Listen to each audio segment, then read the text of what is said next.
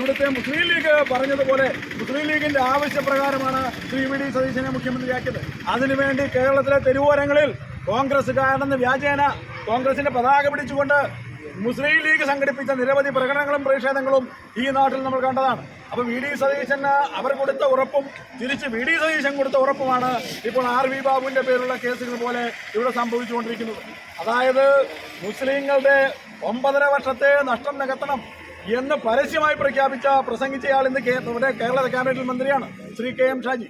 അപ്പോൾ ആ 9.5 വർഷം എന്നുള്ളത് 10 കൊല്ലത്തെ നഷ്ടം നികത്തുന്നതിന് വേണ്ടി സകലവിധ സഹായവും ചെയ്തു കൊള്ളാം എന്ന് ഉറപ്പ് നൽകിയിട്ടാണ് ശ്രീ വി ഡി സതീശൻ ഇവിടെ അധികാരത്തിലെത്തിയിട്ടുള്ളത്. അതുകൊണ്ടാണ് ഹിന്ദു ശക്തികൾക്കെതിരെ പച്ചയായ സമീപനം ശ്രീ വി ഡി സതീശൻ എടുക്കുന്നത്. ഇവിടെ തന്നെ നമുക്ക് ഏറ്റവും ഉദാഹരണം അമ്പലപ്പുഴ ക്ഷേത്രവുമായി ബന്ധപ്പെട്ട ആചാരപരമായ ഒരു വള്ളംകളിയാണ് മൂലം വള്ളംകളി. ആ മൂലം വള്ളംകളിക്ക് ഒരു ക്രിസ്ത്യൻ MLA ആയ കേരള കോൺഗ്രസ് MLA ആയ കുട്ടനാട് MLA നിയമസഭയിൽ ഒരു അവധി ചോദിച്ചു, പ്രാദേശിക അവധി. നമുക്കറിയാം കേരളത്തിൽ പ്രാദേശിക അവധി എന്ന് പറയുന്നത് ഒരു പുതുമയുള്ള കാര്യമല്ല. കേരളത്തിലെ നമ്മുടെ ആലപ്പുഴ ജില്ലയിൽ തന്നെ ആർത്തിങ്കൽ പള്ളി പെരുന്നാളുമായി ബന്ധപ്പെട്ട് ചെറുതല താലൂക്കിന് അവധി കൊടുക്കും. മണ്ണാറശാല ആയില്യത്തിന് ഹരിപ്പാട് കാർത്തികപ്പള്ളി താലൂക്കിന് അവധി കൊടുക്കും. അങ്ങനെ എടത്വ പള്ളിക്ക് കുട്ടനാടിന് അവധി കൊടുക്കും. അങ്ങനെ പ്രാദേശികമായി ഒരുപാട് അവധികൾ കൊടുക്കുന്ന ഒരു സർക്കാരിനോട് ഒരു ജനപ്രതിനിധി ആവശ്യപ്പെടുന്നു മൂലം വള്ളംകളിക്ക് ഒരു ദിവസം പ്രാദേശികമായി അവധി നൽകണം. ഉടനെ തന്നെ ഒരു മുഖ്യമന്ത്രി എന്ന നിലയിൽ അതിനുള്ള മറുപടി പ്രത്യക്ഷത്തിലൊന്ന് പറയുകയും പരോക്ഷമായി ഇരുന്ന ശേഷം മൈക്ക് ഓണാണെന്ന് ഓർക്കാതെ ശ്രീ കുഞ്ഞാലിക്കുട്ടിയുടെ ചെവിയിൽ മന്ത്രിക്കുകയാണ്. ഒരു കാരണവശാലും കൊടുക്കുകയില്ല. എത്രമാത്രം ബൗദ്ധിക സത്യസന്ധത, എത്രമാത്രം ഒരു ധാർമ്മിക നീതി ഈ ശ്രീ വി ഡി സതീശനുണ്ട്. അപ്പോൾ ഒരു മുഖ്യമന്ത്രി നിലയിൽ നിയമസഭയെ പോലും തെറ്റിദ്ധരിപ്പിക്കുന്ന മറുപടി കൊടുക്കുകയും ഇരുന്ന ഇരിപ്പിൽ തന്നെ ശ്രീ കുഞ്ഞാലിക്കുട്ടിയോട് പറയുകയും ചെയ്യും. എന്താ കാരണം? ഞാൻ നേരത്തെ പറഞ്ഞതാണ്, ഇവിടുത്തെ ഹിന്ദുത്വവുമായി ബന്ധപ്പെട്ട ഒരു കാര്യങ്ങൾക്കും ഞാൻ അനുവാദം കൊടുക്കുകയില്ല. അത് ഒന്നുകൂടി അരക്കിട്ടുറപ്പിച്ച് അദ്ദേഹത്തിൻ്റെ നേതാവായ ശ്രീ കുഞ്ഞാലിക്കുട്ടിയോട് പറയുകയാണ് ചെയ്തത്. അപ്പോൾ നമ്മൾ മനസ്സിലാക്കേണ്ടത് ശ്രീ വി ഡി സതീശൻ്റെ സമീപനം തികഞ്ഞ ഹിന്ദു വിരുദ്ധമാണ്. വെള്ളാപ്പള്ളി നടേശനും ശ്രീ സുകുമാരൻ നായരെയും പോലെയുള്ള ഹിന്ദു സമുദായ നേതാക്കന്മാർ അവരുടെ നിലപാടുകളോട് പൂർണ്ണമായി നമുക്ക് യോജിപ്പുകളില്ല. പക്ഷേ അവർ ഹിന്ദു സമുദായ സംഘടനകളെ പ്രതിനിധിക്കുന്ന നേതാക്കന്മാരാണ്.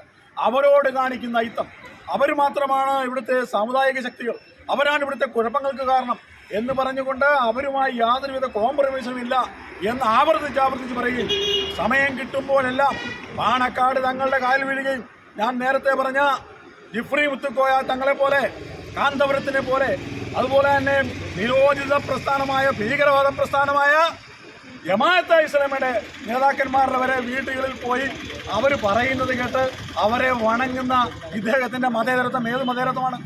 അപ്പോൾ സെലക്റ്റീവ് മതേതരത്വമാണ്. ഹിന്ദു സംഘടനയോട് ഐറ്റം വലിക്കുക, മറ്റു സംഘടനകളെ പുകഴ്ത്തുകയും വാഴ്ത്തുകയും ചെയ്യുക, അവർ പറയുന്നത് എല്ലാം സാധിച്ചു കൊടുക്കുക. ഒരു കാര്യം മനസ്സിലാക്കിക്കൊള്ളുക, ശ്രീ വി ഡി സതീശൻ ഇവിടുത്തെ വോട്ടിംഗ് പാറ്റേൺ പഠിക്കേണ്ടിയിരിക്കുന്നു.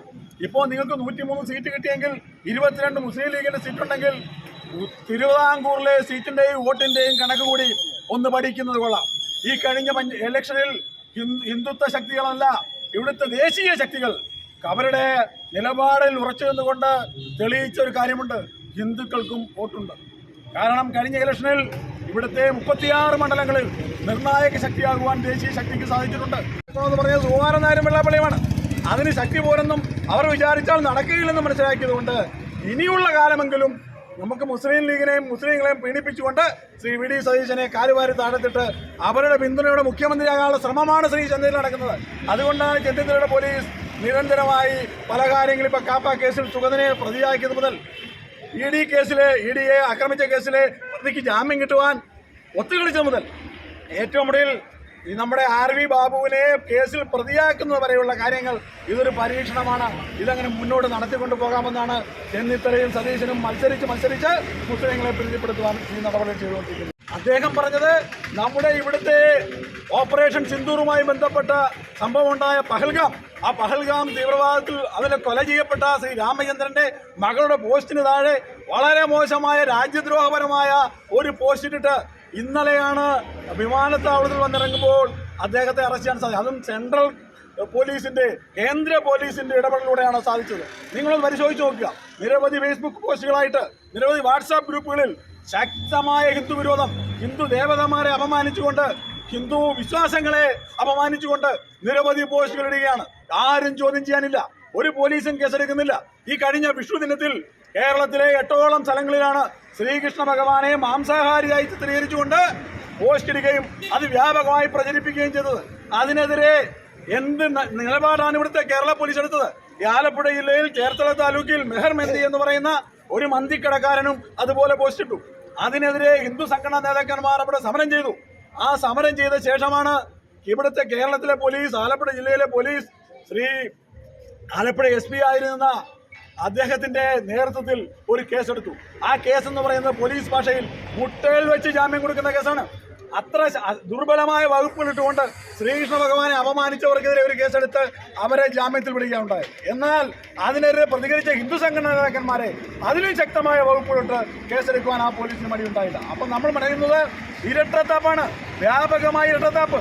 അപ്പോൾ എന്തുകൊണ്ട് ഹിന്ദു സംഘടനയില്ല, ഹിന്ദുക്കൾക്ക് സംഘടിത വോട്ട് ബാങ്കില്ല എന്ന ഒറ്റ ധൈര്യത്തിൽ ഹിന്ദുക്കളുടെ മേൽ കുതിര കയറാനുള്ള ശ്രമമാണ് കേരളത്തിൽ അങ്ങോളം ഇങ്ങോളം വ്യാപകമായി സർക്കാരിന്റെ ആഭിമുഖ്യത്തിൽ ചെയ്തുകൊണ്ടിരിക്കുന്നത്.